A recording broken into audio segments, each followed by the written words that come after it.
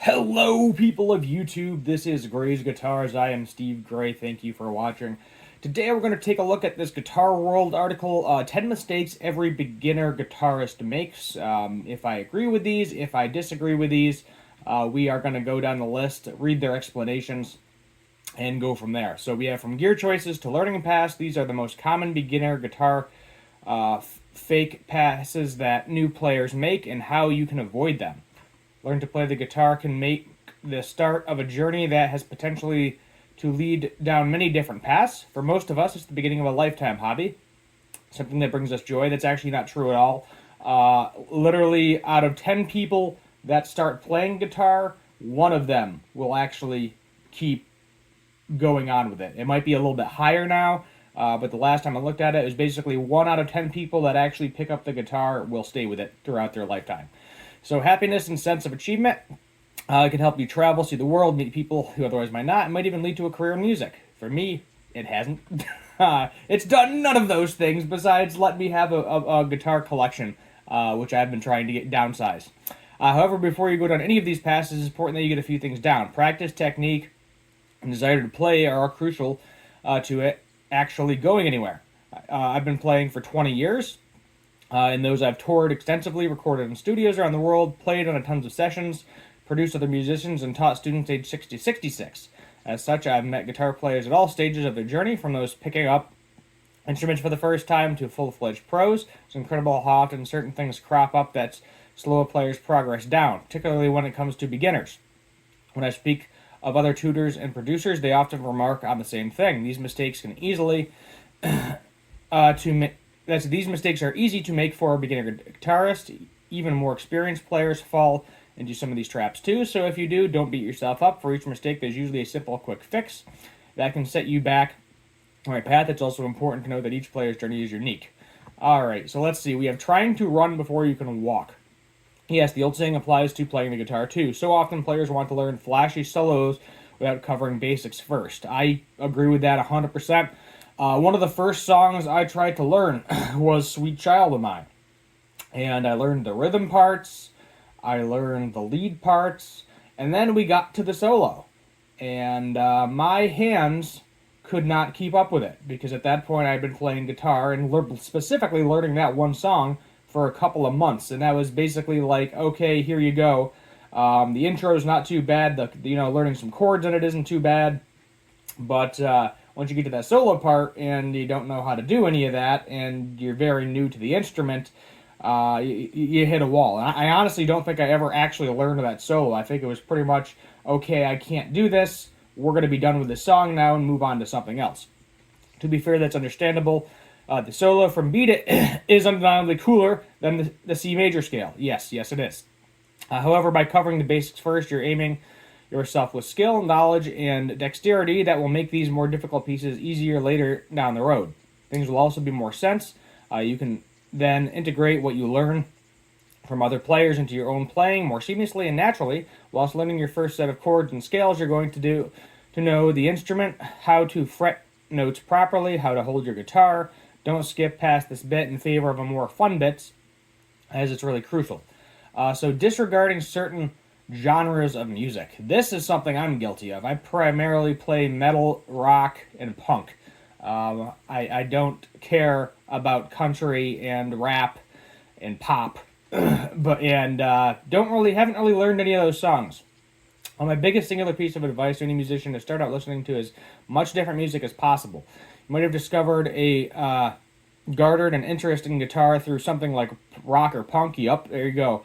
And it's cool to delve further into that world. However, keeping an open mind to other styles of music will help you develop more as a player and musician. For example, on the surface, pop music on drums and bass might not be your thing, but you'll hear some incredible chord sequences and melodies in many pop songs. By listening to and absorbing some of these, you can then incorporate bits into your own style of playing, even if it's a completely different style. Likewise, you can listen to some of the wild D&B beats and weave those rhythms into your metal guitar playing.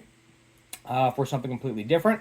In the world of rock, you can come up with some Zeppelin-style stuff. It'll sound cool, but it'll also be instantly recognizable as Zeppelin influenced. On the other hand, borrow 3 or 4 chord sequences from one song, from something like the Frozen movie, change the key and stick it in your rock song, and suddenly You've got interesting bass for a melody or solo that's still in keeping with the music, but is more attention-grabbing than your standard rock chord sequences.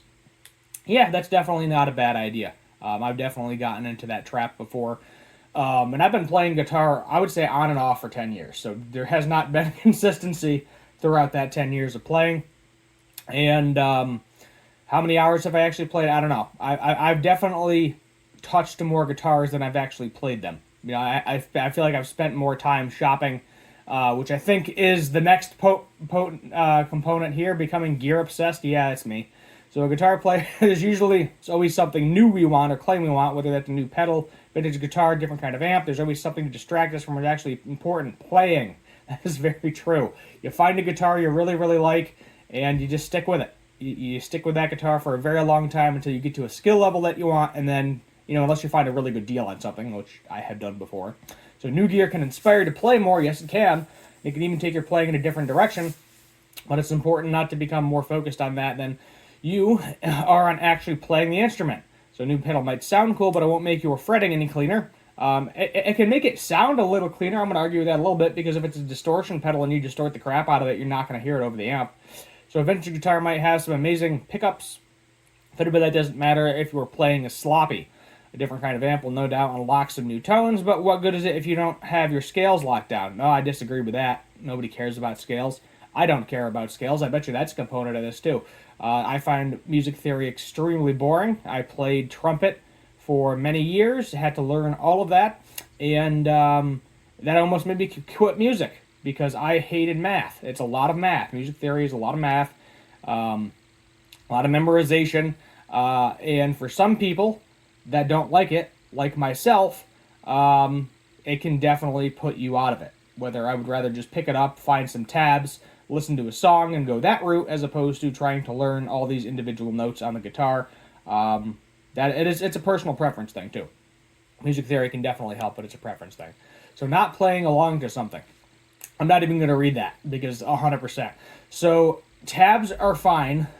You'll hear me say that several times throughout this. Tabs are perfectly fine, but you have to listen to the tabs and listen to the song, because tabs aren't always 100%. And you can usually figure it out, or, after you've been playing for a little while, you can usually figure out where the notes go, because it's typically around the same area. We have ignoring music theory. Yeah, you need a little bit of music theory. Let's see what this... I'll actually read this one out. So I'm not saying you need your grade 5 theory before you pluck a note, but reading up a bit of music theory as you're learning the guitar will help. It isn't essential, but many guitarists find that music theory helps unlock things earlier on in their playing and helps things just make a bit more sense. Yeah, if you know where the notes are and the chords are, that's going to be very useful. So even if you're just learning what keys are or what majors and minor scale is, you're aiming yourself with a bit of knowledge. I don't know what major and minor scales are. I'm going to tell you that right now. And I, as I said, I played trumpet for a long time, and I probably still don't know. Help you make your guitar playing journey a bit easier. Learning different scales and what the relationship between the note means can enhance your understanding of music, as well as your dexterity. Plus, they can make for great warm-up exercises. Nah, I don't like doing that for great warm-up exercises. I hate theory so much. Boo to theory. You need it, you do need it, but I just don't like it. Relying slowly on an electric tuner. This one is also stupid. So yes, this is a good way to learn a little bit of ear training, basic ear training, especially if you're doing the harmonics method or the 5th fret method for tuning. I'm not really going to explain that here.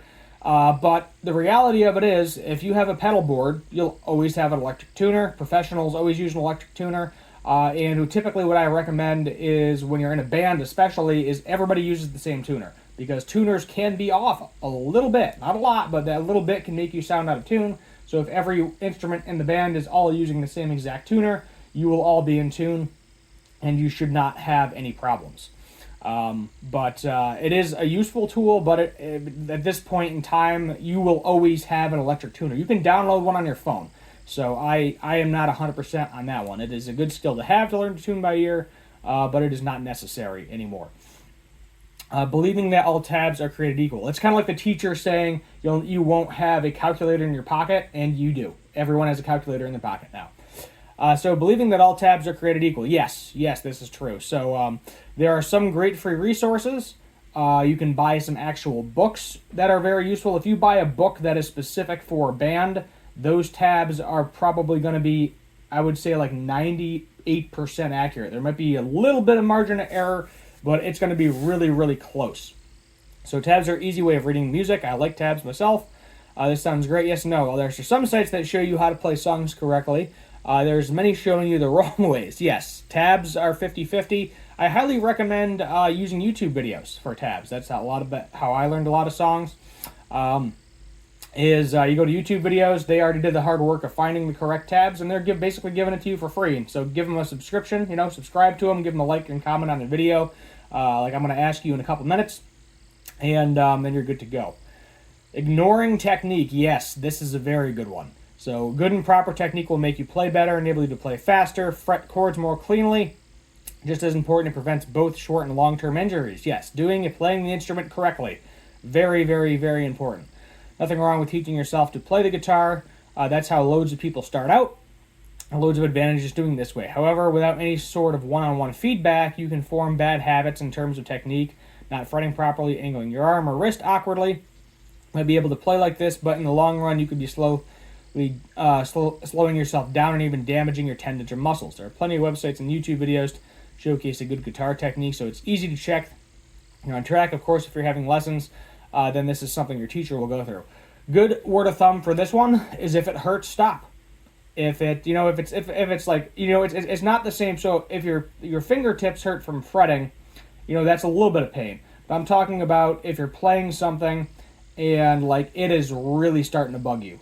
As you continue to fret maybe one chord or something, or play a couple of notes in sequence, and it's really bugging your hand, stop. Because if you continue to do it incorrectly, you are going to end up injuring yourself. So that is something, definitely do not ignore technique.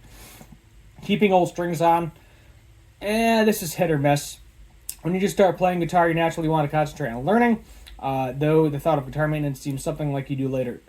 Down the line, you could ignore guitar maintenance pretty much forever. If you have a little bit of money in a guitar tech, or like a local guitar shop, they will do it for you. So this can just kind of be, you can kind of ignore guitar maintenance and have someone else do it for you. So strings will start to sound more lifeless, a bit dead.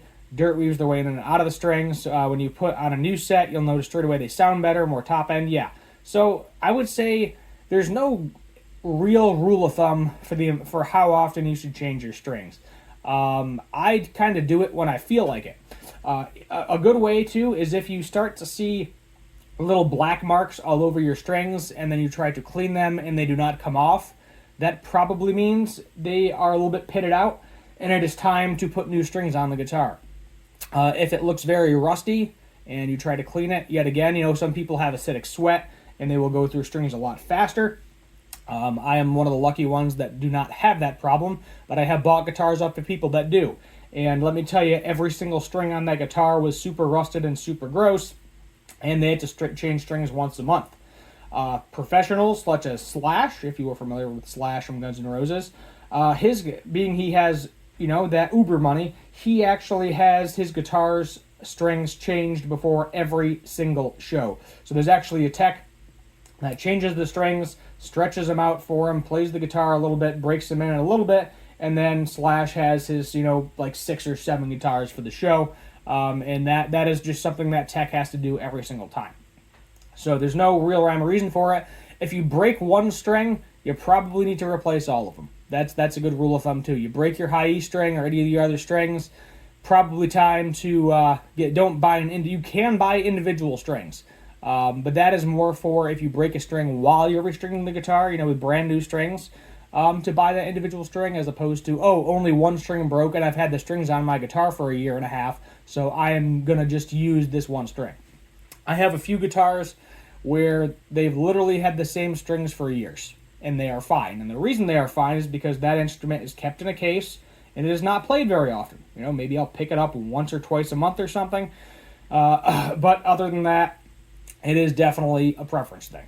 So playing only what you're told to play. Yes, so you don't always have, if you're taking lessons, your teacher is going to tell you what they want you to play and start off as, but eventually you need to go down your own rabbit hole of music. Pick a video, find some tabs, find a YouTube video, another YouTube video that's teaching you a lesson or something, and figure out what you actually want to learn. And try to make sure it's in your skill level.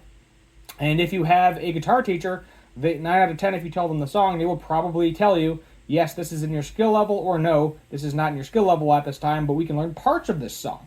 So that was my first thing, is I didn't realize it was not in my skill level. The person that I had teaching me did not tell me it was not in my skill level.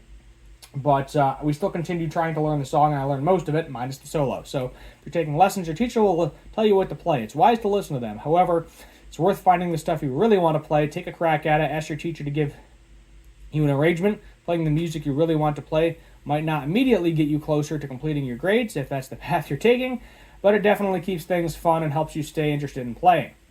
Yeah, a lot of, like, you go to like a music school or something, they're going to want you to play a lot of classical and traditional stuff. They're not going to be like, oh, go play Stairway to Heaven or Sweet Child of Mine or Taylor Swift, whatever, country song, insert country song here. And also create some cool unstructured practice by simply putting on some of your favorite music. Yeah, if you're just doing everything you're told and you're not enjoying it, then you're going to probably put that thing down. Not out of 10. And that's exactly what it was for me with trumpet. I was basically only playing what I was told. I wasn't going out of my way to find more interesting things. And outside of class or usual practice, I would not touch that instrument. And I still don't really play it that often. Play tabs once in a while. That's about it. Taps, not tabs, sorry. Doing this, you can train your ear, keep things light. So let's go ahead. This video went a little bit longer than I thought. I had more points to talk on than I thought.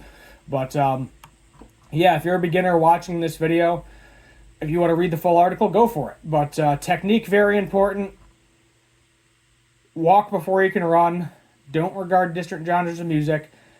Don't become too gear obsessed. Play along to songs. Learn a little bit of music theory. It's okay to rely on an electric tuner, but learning by ear doesn't hurt either. Tabs are okay, but some are better than others.